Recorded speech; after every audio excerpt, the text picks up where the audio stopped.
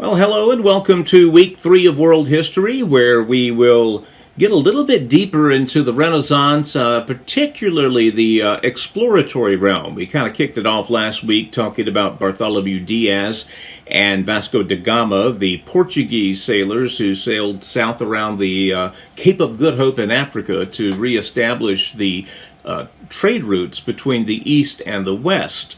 And we talked about the motivating factors they had. Number one, to reestablish that trade route. And again, there were genuine, honest-to-God Christians who saw this as an opportunity to do good and to spread the gospel of Jesus. So there were some altruistic motives behind this as well.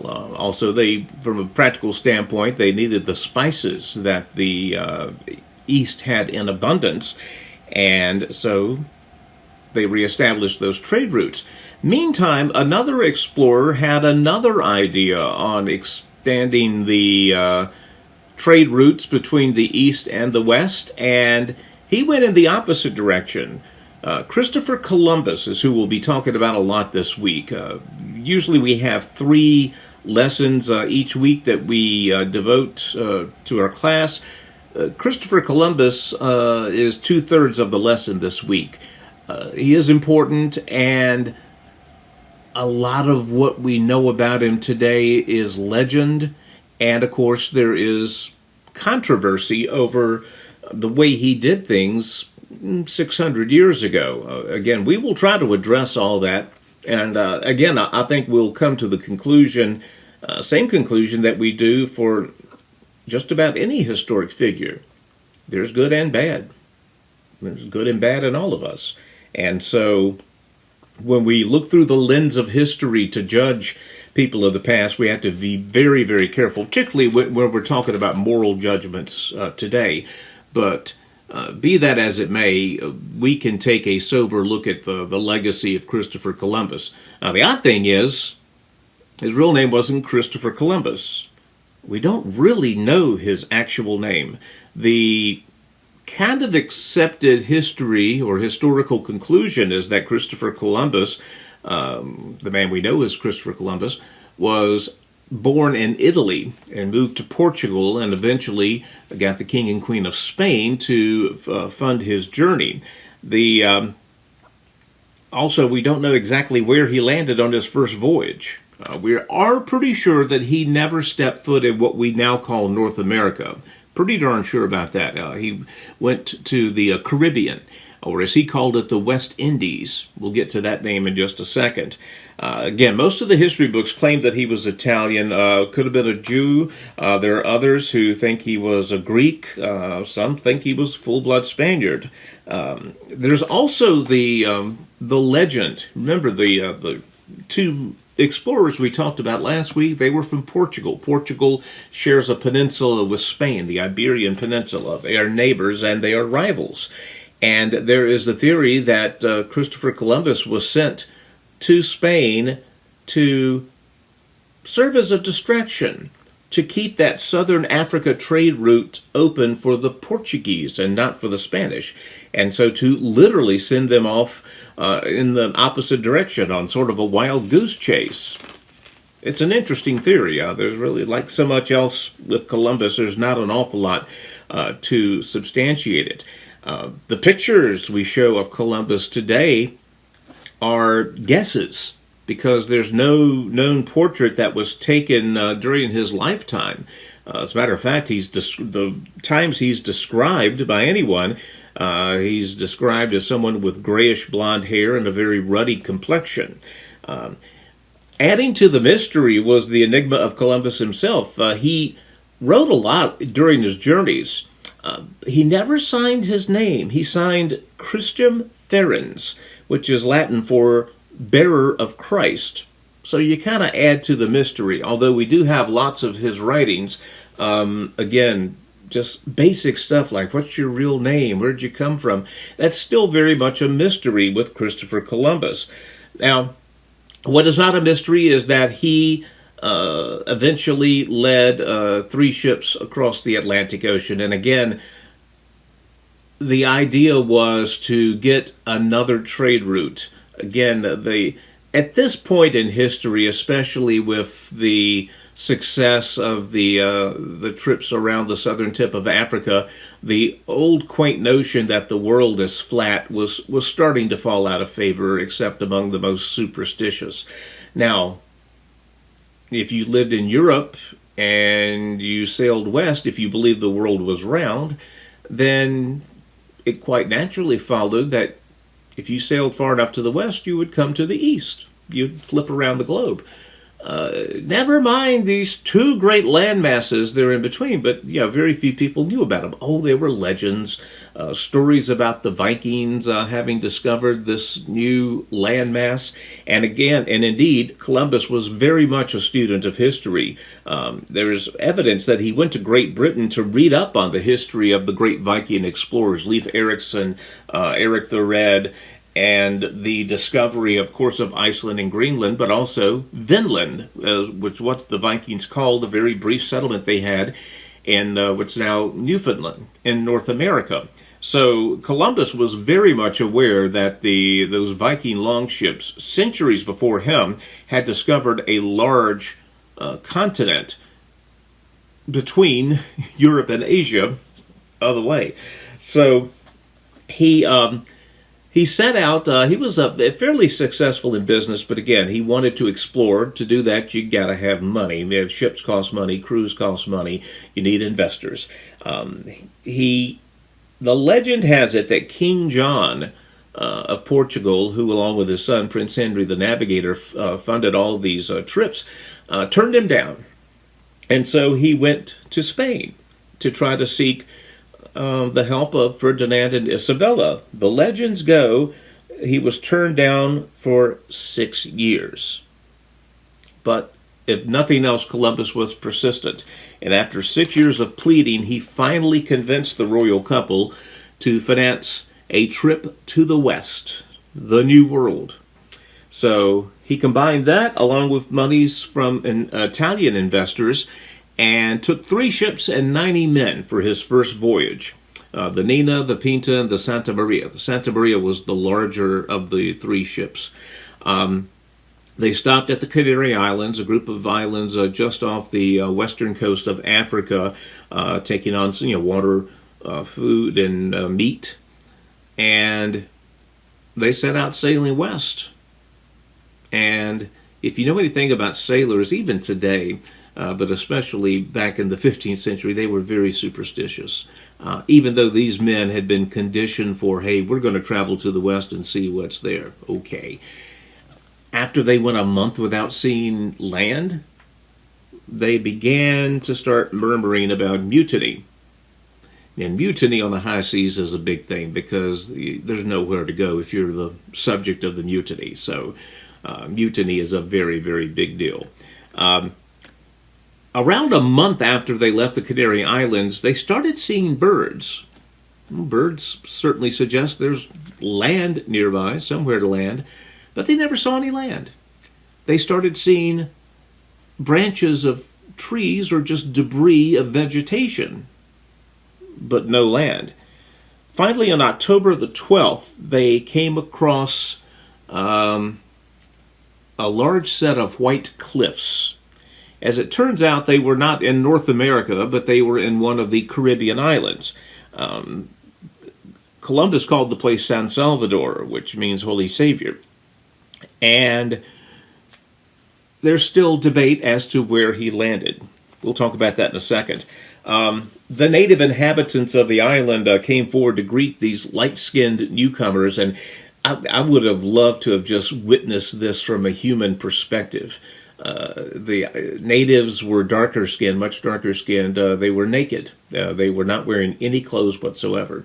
And they see these pale creatures that have 2 arms and 2 legs like them coming in on this thing that they carried across the water. And they have like things over top of them, like leaves on a tree. They're clothed. You don't know what that is. In terms of just the jaw-dropping moment, I mean, this is what it's going to be like if alien life ever lands on Earth. I mean, because that's essentially what they were seeing. The aliens had landed in their world. But Columbus noted that he gave them red bonnets and glass beads, which they hung around their necks, and seemed friendly, seemed very curious. And at first, Columbus was quite taken aback by their openness. Where exactly did the crew of 90 land? Columbus didn't exactly know, and historians all disagree. We do know it was somewhere in the Caribbean. Some of the popular guesses are the Bahamas in particular.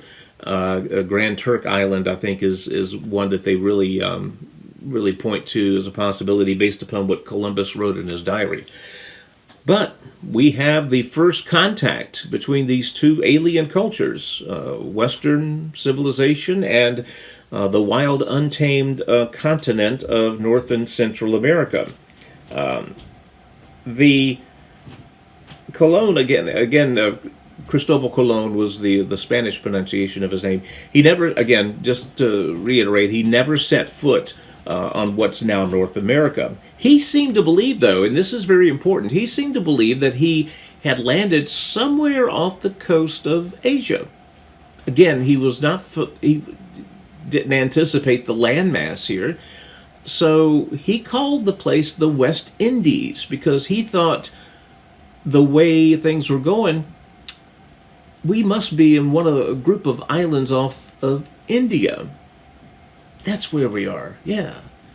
So he sent sailors to the north to what he thought would be mainland China. Their goal was to search for the Emperor of China and to establish diplomatic contact. Again, there had been some trade between China and the West before, and so he thought he was on some of the outlying islands of India. So he called them the West Indies, and the name stuck. Many synonymous with the name Caribbean is the West Indies, even today. How did he treat the people? This is where modern day people like to take issue with Columbus.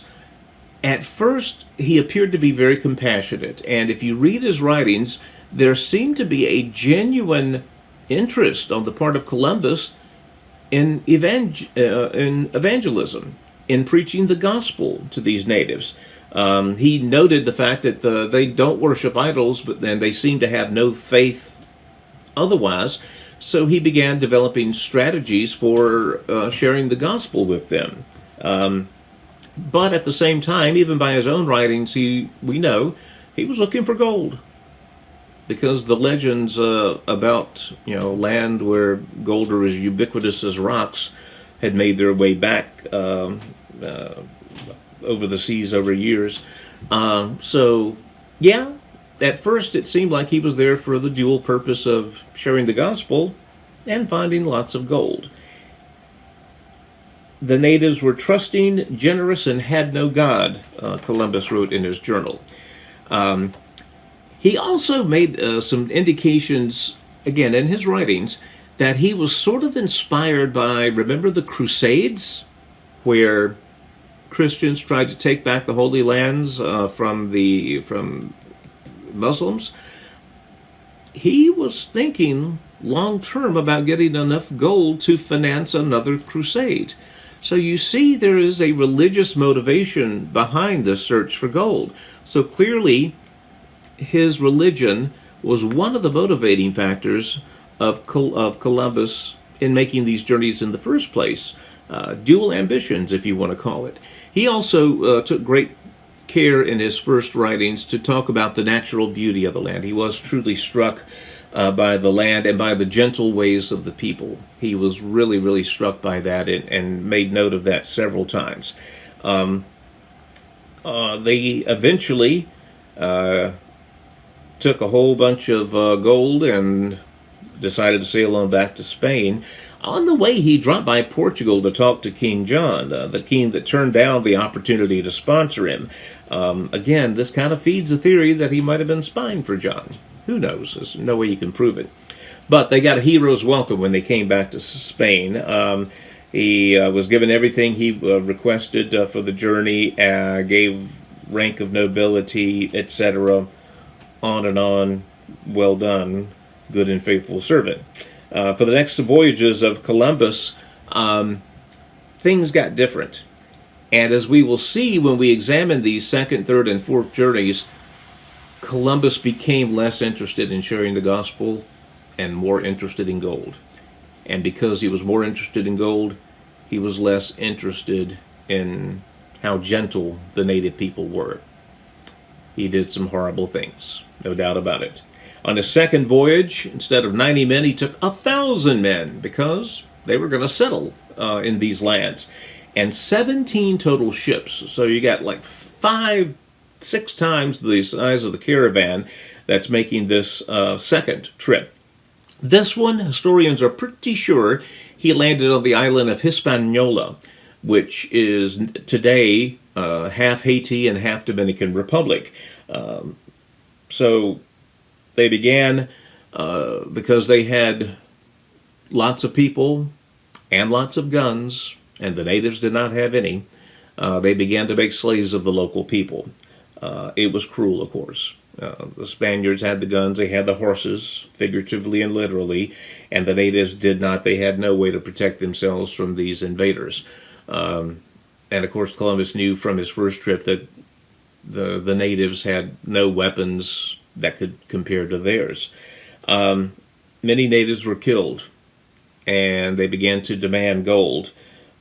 He required the natives to bring a tribute of gold to him every month.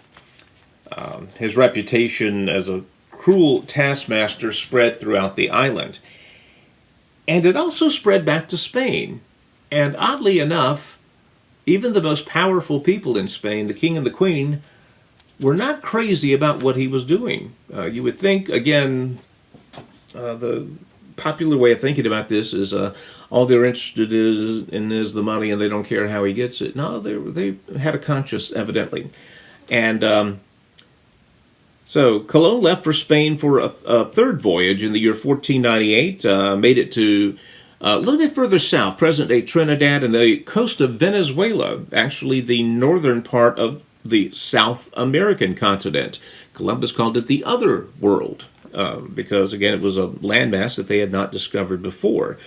While this was going on, remember he went to Hispaniola in the second journey. A second governor was sent there after he went back to Spain to rule over the island. Colon went back there. He was arrested immediately. Evidently, his reputation as a cruel leader preceded him, and he was arrested by the governor of Hispaniola, placed in chains, and was shipped back to Spain as a prisoner for his crimes against the natives. Well, Ferdinand and Isabella were still mostly fond of him, so they immediately set him free and fired the governor of Hispaniola for making them look bad. In his writings at this point, Columbus began to mention a lot about prophecy. It's like that arrest of him being correctly identified as a monstrous leader forced him to kind of defend himself. And we learn in these writings around the fourth, right before the fourth voyage, that he thought he was fulfilling prophecy from Isaiah. When you are convinced that you are doing something of biblical proportions, you will forgive a lot of things. And certainly God works through people to fulfill prophecy all the time. But if your fulfillment of prophecy has to do with mass suffering of others, it's not the voice of God you're following. That's a good litmus test. If your fulfilling of prophecy forces you to do unchristian things, you're listening to the wrong voices. But you see his motivation. Yes, it was for gold. Yes, it was for power, but also he saw himself fulfilling prophecy. And that's a dangerous combination. Fourth and final voyage came in the year 1502. He actually got his 13-year-old son to accompany him. The goal was to find a passage through Central America to try to reach the seas and shores beyond, to get to Asia and to get that trade route established.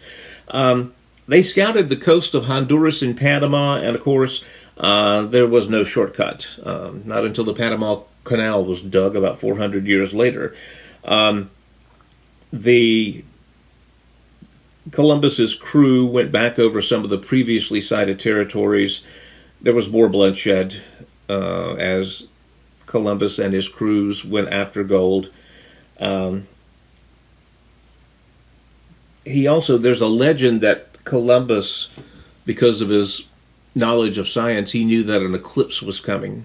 And so he tricked the natives into thinking he was some kind of superpower by correctly predicting the eclipse. He took a tribal chief as hostage, slaughtered more natives. It was clear at this point that Columbus was being driven by more than a desire to share the gospel. He was driven by a desire to fulfill prophecy, get gold, and to kill anybody who came in his way. And so the friendly facade of the nice, curious explorer, which he may have been at one point, was certainly gone by the time Columbus made his last voyage. They had a rough trip back to Spain. They were actually marooned in Jamaica for about a year, but as soon as he got back to Spain, he came down with severe arthritis and died at the age of 53. So, with that information that we do know about Columbus, it now is up to you. Good, bad, somewhere in the middle? We'll discuss it on Monday.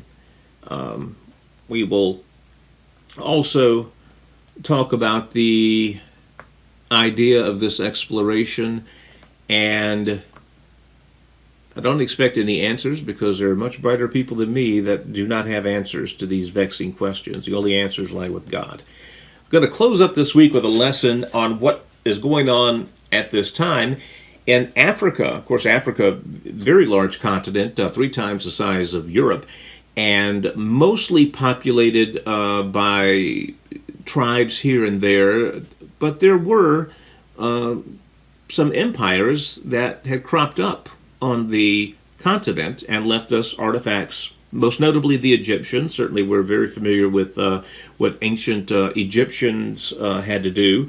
There was the Kush Empire, the Nubian culture. There was the Nuke culture. But until, that was really about all we knew about Africa until this period, 15th century. In the, there was also the Great Zimbabwe Empire at the very southern part of Africa. In Western Africa is where we're focusing now, and there developed cultures there where, unlike many of the other tribal cultures in Africa, they prized literacy and writing down their stories, their artifacts. They called these scribes griots. They were tasked with the duty of telling their stories and preserving their stories. And even today, when you go to Western Africa, you can find griots who will give the oral history of the Western African culture. There were 3 empires in roughly the same part of Africa that kind of fell on one another. The first is called the Ghana Empire. It is not directly connected with the modern-day nation of Ghana. They were in a very enviable geographical position. There was lots of salt to the north of Ghana and a lot of gold to the south of Ghana. And you had to go through the Ghana region to get there. So they made money basically by charging tolls on trade there. Salt was very important. Number one, we talked about its uses as a meat preservative, but in Africa, salt was a great protection against dehydration in the equatorial climate they had there. About 750 AD was when we look at the beginning of the Ghana Empire. They began to fade out about 300 years later when the Mali Empire came. Mali Empire is marked by the successful invasion of Muslims to the region. About 1070 is when Muslims began moving into Western Africa and displacing the locals. The Mali Empire began to take shape, again, more or less in this same region. They found a new source of gold along the Niger River, And we're talking a lot of gold. A lot of gold. Gold was so plentiful that an Arab historian said about the king of Mali, quote, "He sits in a domed pavilion around which stand 10 horses covered with gold-embroidered cloths. Behind him stand 10 pages holding shields and swords decorated with gold. On his right are the sons of vassal kings of his country wearing splendid garments with gold braided into their hair. The door of the pavilion are dogs of an excellent breed. Around their necks they wear collars of gold and silver." That's a whole lot of gold. And the founder of the Mali Empire was a gentleman named Sunjata. And it's a cool story. The story around him goes that as a boy, his legs wouldn't function properly, so he had to crawl from one place to another. Legend says he was cured by a blacksmith, and by the time he was 10, he was a hunter, a respected leader later on. He defeated an enemy in the year 1240, proceeded to make the kingdom of Mali into the Empire of Mali. For overcoming this disability, Sunjata has been remembered as the Lion of Mali. You can kind of see, sort of like in England, the great, or in Europe, the great histories, heroes of Beowulf, King Arthur, etc., that we need heroes to look up to exemplify the values we prize. In Western Africa, it's Sunjata. And it's great to know that cultures we may not be as familiar with have heroes just like us. 75 years later, another king rose to fame in Mali. His name was Mansa Musa. He was impressed with the Muslim traders that worked the region, and while he never became a Muslim, he was fascinated with the religion and actually made a pilgrimage to Mecca, like Muslim adherents do. Along the way, he was passing out gold to everyone he saw so freely that he got some attention. There's a great, if any of you are familiar with the YouTube series Puppet History, they did a great story on Mansa Musa and the sheer amount of gold he had. It's really interesting. I'll try to remember to put a link on it. You'll really enjoy it. He literally put Mali on the map. The first map that we saw in 1375 that mentioned Mali was right after Mansa Musa's trip to Mecca. Curious tourists began showing up in this region, hoping to find, of course, some of the gold, but also they were introduced to what was a pretty amazing center of culture and trade, the city of Timbuktu, which you've probably heard of as almost a legendary city. No, it existed, and when he came back from Mecca, Mansa Musa brought back with him Muslim scholars, architects, philosophers, and writers. They built what was really Africa's first university, really the biggest learning center at the time. The Mali Empire was pretty good, well off there. Again, Mansa Musa kept his traditional African beliefs. He never adopted Islam, but to this day, that portion of Africa, Western Africa, is a very strong blend of traditional African beliefs and Islam.